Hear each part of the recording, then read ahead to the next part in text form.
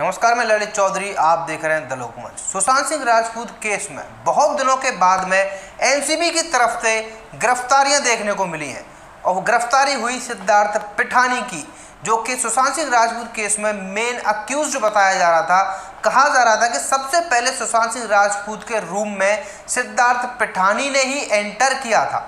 लेकिन अब सुशांत सिंह राजपूत के फैंस ट्विटर पर राजनीति को लेकर हैशटैग क्यों चला रहे हैं? आज जो हैशटैग ट्रेंड कर रहा है वो ये है, sees politics in Sushant Singh Rajput death case. मतलब ये है कि सुशांत सिंह राजपूत केस में जैसे ही एनसीबी या फिर सीबीआई एक्शन में आती है, गिरफ्तारियां करने लगती है, समन जारी करने लगती है, उसके बाद में महाराष्ट्र की राजनीति में हलचल क्यों मच जाती है। लेकिन इसको लेकर लोग जो सवाल पूछ रहे हैं, सबसे पहले मैं आपको वो बता देता हूं कि किसको टारगेट किया जा रहा है। यहां पर देवेंद्र फडणवीस और शिवसेना के नेताओं को इनडायरेक्टली टारगेट किया जा रहा है। कुछ लोग तो डायरेक्ट भी कर रहे हैं, उनके स्क्रीनशॉट भी मैं आपको दिखाऊंगा। लेकिन ये क्यों हो रहा है?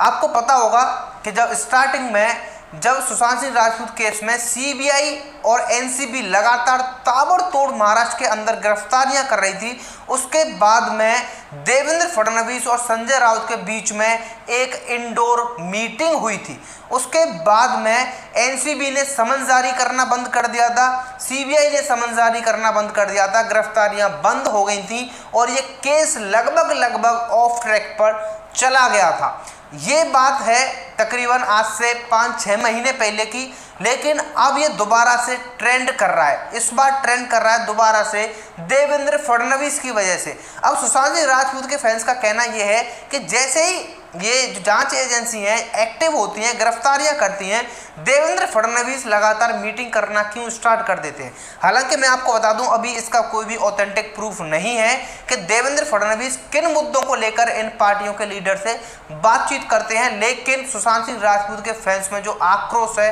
वो साफ साफ देखने को मिल सकता है कि यहाँ पर कोई भी राजनीतिक पार्टी हो, वो नहीं चाहते हैं कि सुशांत सिंह राजपूत केस में किसी का भी इन्वॉल्वमेंट जरा सा भी हो। उन्हें नहीं है राजनीति की पार्टी, किसी भी राजनीतिक पार्टी पर भरोसा। लेकिन देवेंद्र फडणवीस ने अभी क्या है, 31 मई को एनसीपी सुप्रीमो शरद पवार से एक मीटिंग की, इंडोर मीटिंग की। उसके बाद में लोगों ने अब देवेंद्र फडणवीस को टारगेट करना शुरू कर दिया।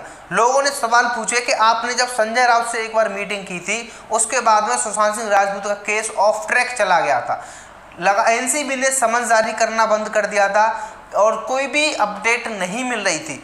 इस बार आपने शरद पवार से मीटिंग की है, तो क्या आप दोबारा से इस केस को ऑफ ट्रैक पर ले जाना चाहते हैं? क्या आप दोबारा से महाराष्ट्र का सीएम बनना चाहते हैं, जिसको लेकर एनसीपी सुप्रीमो शरद पवार से मुलाकात की है? क्योंकि आपको पता है एनसीपी सुप्रीमो शरद पवार और उद्धव ठाकरे के बीच में कुछ भी सही नहीं चल रहा है। जो खबरें आ रही है वो ये है कि NCP supremo Sharad Pawar Shiv Sena party के लीडरों से बहुत ज़्यादा नाराज चल रहे हैं। उसकी एकमात्र वजह यही बताई जा रही है कि जांच एजेंसियों के पास में लगातार शिवसेना के लीडरों के नाम खुलते ही जा रहे हैं, इनके घोटाले सामने आते ही जा रहे हैं। तो ये एक बहुत बड़ी वजह बताई जा रही है।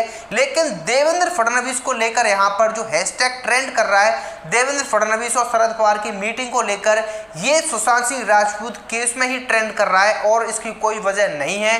सुशांत सिंह राजपूत के फैंस का कहना यह है कि ये अंदर ही अंदर राजनीति हो रही है सुशांत सिंह राजपूत केस में। कहीं न कहीं जो सिद्धार्थ पिठानी की गिरफ्तारी हुई है, उसके बाद में कुक नीरज और केशव को सरकारी गवाह बना लिया गया है रिया चक्रवर्ती के अगेंस्ट में।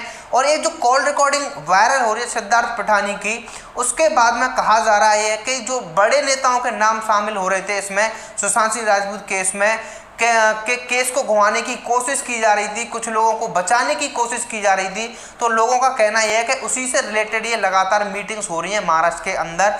और जो सीबीआई और एनसीबी एक्शन में आती है, ये मीटिंग तभी क्यों होती हैं, ये एक बहुत बड़ा सवाल है जो कि ट्विटर पर पूछा जा रहा है। आप लोगों का क्या कहना है इस बारे में, आप लोग कमेंट करके बता सकते हैं। चैनल को सब्सक्राइब जरूर कर लेना। मिलते हैं आपसे एक और नई वीडियो में नई इन्फॉर्मेशन के साथ। धन्यवाद।